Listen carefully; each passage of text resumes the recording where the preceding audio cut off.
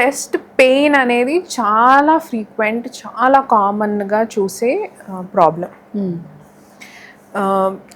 Start అంటే నెలలు start అంటే ప్యూబర్టీ హిట్ అయ్యే గర్ల్స్ దగ్గర నుంచి లాస్ట్ వరకు అందరికీ ఉంటుంది. సో దానిలో చాలా రకాలు ఉంటాయి.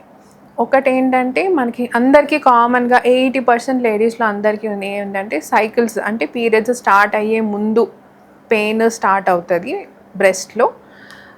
బ్రెస్ట్ కూడా కొంచెం గడ్డలుగా అనిపిస్తుంది. నెలలో అదే 4-5 days 5 days 6 days సైకిల్ అయిపోగానే ఇంక పెయిన్ ఏమి ఉండదు. అది అందరికీ ఉండే పెయిన్, 80% ఉమెన్కి ఉండే పెయిన్. దానివల్ల ఇబ్బంది ఏమి ఉండదు. అండ్ దానికి కారణం కూడా హార్మోన్స్.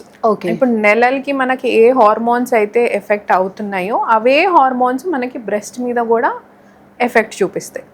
సో అందుకని ఆ నెలలు వచ్చే ముందే వచ్చి నెలలు అయిపోయిన తర్వాత అనేది తగ్గిపోతుంది.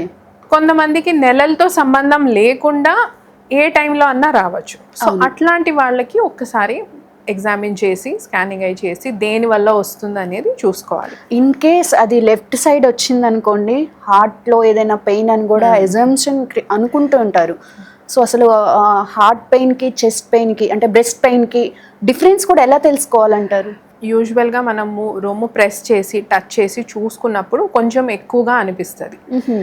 చెస్ట్ పెయిన్ అంటే గుండెకి సంబంధించింది పెయిన్ అంటే లెఫ్ట్ ఆర్మ్కి రేడియేట్ అంటే గుండె నుంచి లెఫ్ట్ ఆర్మ్కి వెళ్ళినట్టు అనిపిస్తుంది.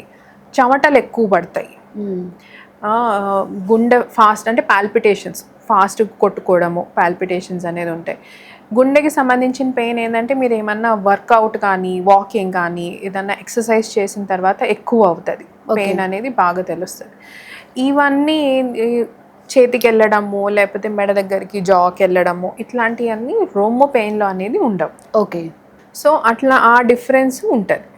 సో చాలామంది ఇంతకుముందు కూడా వచ్చారు, మేడం చెస్ట్ పెయిన్ ఉండింది, ఈసీజీ ఎకో హార్ట్ స్కాన్ అన్నీ చేయించుకున్నాము, అన్నీ నార్మల్గానే ఉన్నాయి. ఆ తర్వాత మా దగ్గరకు వచ్చారు, ఇది చెస్ట్ పెయిన్ ఏమో అని. అప్పుడు మా దగ్గరకు వచ్చిన వాళ్ళు కూడా చాలామంది ఉన్నారు.